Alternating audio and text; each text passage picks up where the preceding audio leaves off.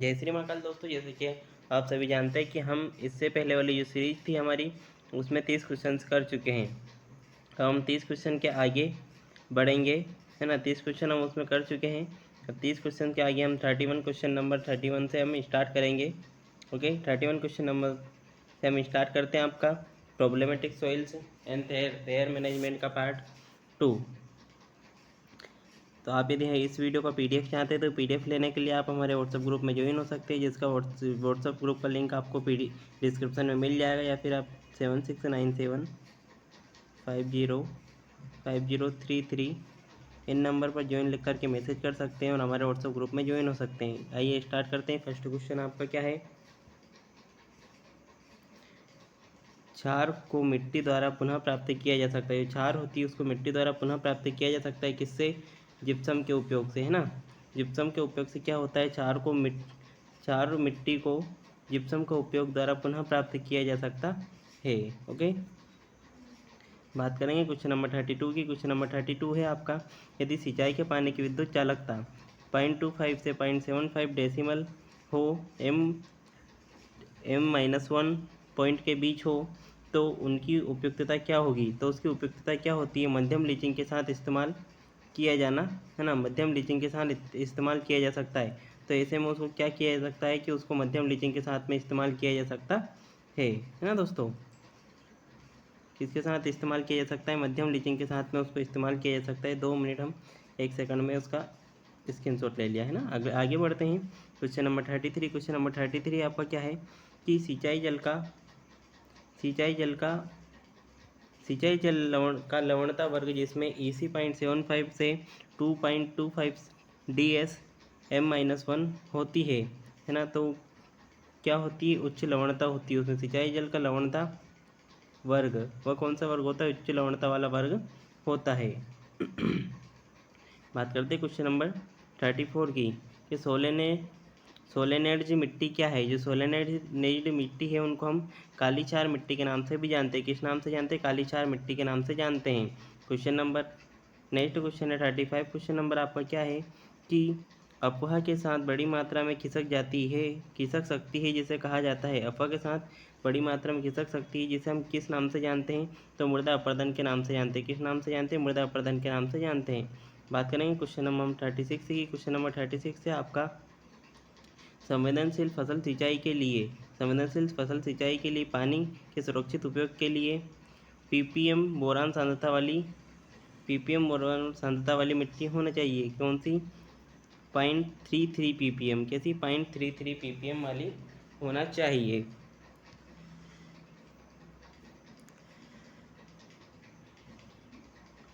चारों में आप देख सकते हैं जो चिन्ह लगा हुआ है वो एक ही लगा हुआ है, इसलिए अब छोटा बड़ा है ऐसा कुछ बोलना उसके लिए इम्पोर्टेंट नहीं होता है। इसलिए मैं केवल आपको 0.3 ppm बता दे, क्योंकि चिन्ह यदि बोल देते हैं तो क्या ना, आप भी कन्फ्यूज हो जाते हो कि आपको मतलब कि जब क्वेश्चन आता है तो वहाँ पे कि कौन सा चिन्ह लगाता है इसके अकॉर्डिंग। ओके, शायद इसका स्क्रीनशॉट नहीं लिया अपन ने, है ना।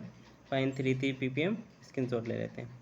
बात करते हैं नेक्स्ट क्वेश्चन की, क्षार मिट्टी में फास्फोरस का अवशोषण। जो क्षार मिट्टी होती है उसमें फास्फोरस का जो अवशोषण होता है वो PO4 3- के रूप में होता है। किसका रूप में होता है? PO4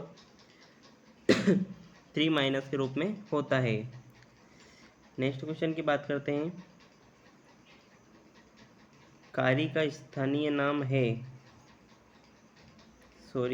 सेसियस sulphate. ये वाला क्वेश्चन हम क्रॉस कर देते हैं, क्वेश्चन सही से आया मतलब एडिट नहीं हो पाया। ओके, बात करते हैं क्वेश्चन नंबर 39 की, जिस मिट्टी का pH 8.5 से कम, ESP 15 से कम और EC 5 mmHOS पर सेंटीमीटर से अधिक हो कहलाती है। ऐसी मिट्टी को हम खारी मिट्टी के नाम से जानते हैं। किस नाम से जानते हैं? खारी मिट्टी के नाम से जानते हैं, है ना। हमारा क्वेश्चन हमने जो अभी छोड़ा है, खारी का स्थानीय नाम हो सकता है वो, लेकिन छोड़िए उसको, है ना।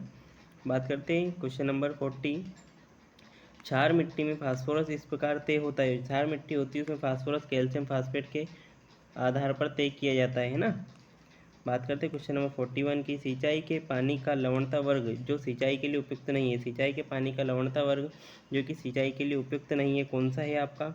C4। कौन सा वर्ग? जो C4 वर्ग होता है ना। कौन सा वर्ग? C4 वर्ग। बात करें क्वेश्चन नंबर 42 की, अवशोषित हाइड्रोजन और एल्यूमिनियम इसके लिए काफ़ी हद तक जिम्मेदार होते हैं। अवशोषित हाइड्रोजन और एल्यूमिनियम किसके लिए काफ़ी हद तक जिम्मेदार होते हैं? तो मिट्टी की अम्लता के लिए जिम्मेदार होते हैं। सॉरी, स्क्रीनशॉट लेना भूल गए ना, 1 सेकंड में स्क्रीनशॉट ले लेते हैं। आगे बढ़ते हैं, क्वेश्चन नंबर आपका है 43, भूमि क्षमता वर्गीकरण के अनुसार जो मिट्टी फसल की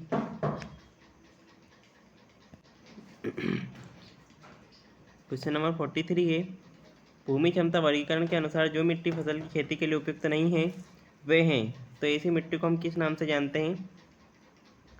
उन मिट्टियों को हम 8वीं कक्षा के अंतर्गत रखते हैं। कौन सी कक्षा के अंतर्गत रखा जाता है? उन मिट्टियों को 8वीं कक्षा के अंतर्गत रखा जाता है। बात करते हैं क्वेश्चन नंबर 44 की, अम्लीय मिट्टी को पुनः प्राप्त किया जा सकता है। जो अम्लीय मिट्टी है उसे पुनः प्राप्त किया जा सकता है, तो किस प्रकार? CaCO3 के प्रयोग से। किसके प्रयोग से प्राप्त किया जा सकता है? CaCO3 के प्रयोग से। और क्षारीय मिट्टी को किसके प्रयोग से प्राप्त किया जा सकता है? आपके जिप्सम के प्रयोग से। किसके?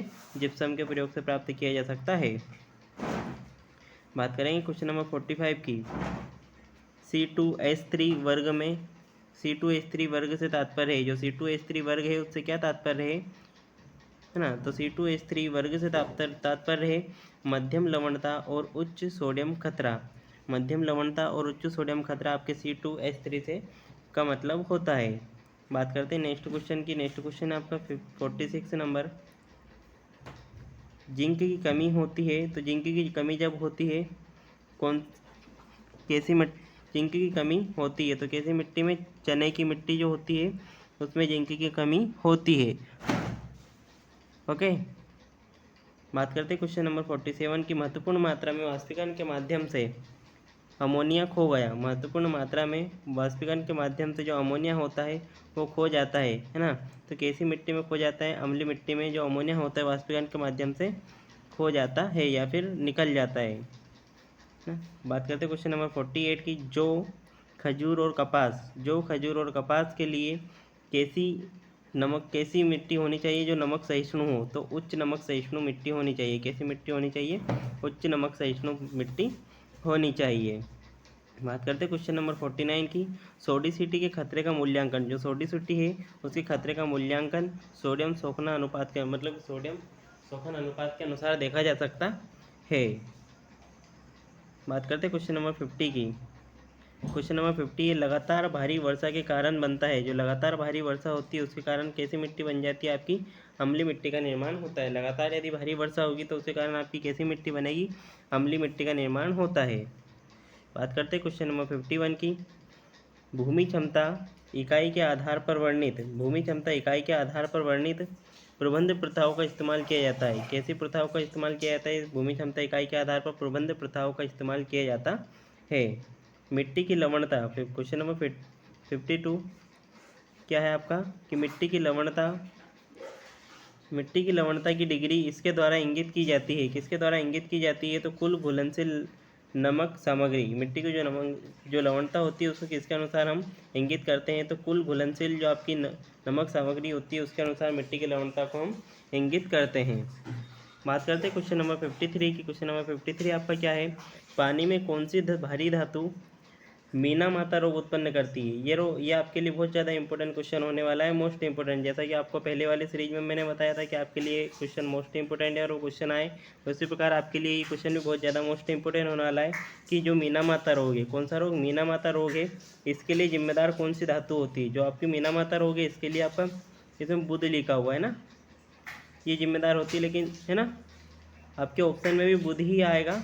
यदि क्वेश्चन आया तो ऑप्शन में भी यही आएगा और आपका राइट आंसर यही होगा। ओके, और इससे रिलेटेड जो भी अगली कोई सी भी जानकारी होगी यदि मीना माता रोग से, तो ये आपको अगली स्लाइड में मिल जाएगी। ओके, नेक्स्ट क्वेश्चन की बात करते हैं कि पीने के पानी में NO3 अधिक मात्रा में मौजूद होता है। जो पीने का पानी होता है उसमें जो NO3 होता है अधिक मात्रा में उपस्थित होता है, इसके कारण कौन सा रोग उत्पन्न होता है? वापिस हमारे पास में मिट्टी के कारण जो है रोग की बात की गई है, तो आपके लिए क्वेश्चन में फिर क्या हो जाता है? इंपॉर्टेंट हो जाता है। तो पीने के पानी में NO3 अधिक मात्रा में मौजूद होता है तो उससे कौन सा रोग उत्पन्न होता है? आपका मेथामोग्लोबिनीमा रोग उत्पन्न होता है। कौन सा? मेथामोग्लोबिनीमा रोग उत्पन्न होता है।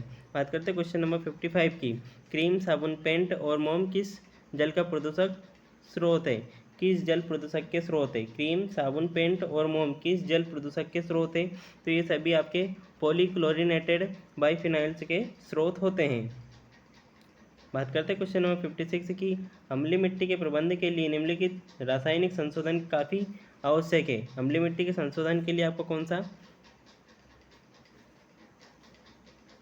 अम्लीय मिट्टी के लिए आपका चूना कौन कौन आवश्यक होता है? चूने के द्वारा हम अम्लीय मिट्टी को सुधार सकते हैं, है ना। और क्षारीय मिट्टी को हम किसके द्वारा सुधार सकते हैं? आपकी जो क्षारीय मिट्टी होती है, क्षारीय मिट्टी का सुधार हम जिप्सम के द्वारा कर सकते हैं ना। यहाँ पे मुख्य लेखाधिकारी लिखा हुआ है, इसको आप छोड़िए। इसकी जगह आपको क्या याद रखना है कि किसके द्वारा सुधारा जा सकता है? आपके चूने के द्वारा अम्लीय मिट्टी को सुधारा जा सकता है।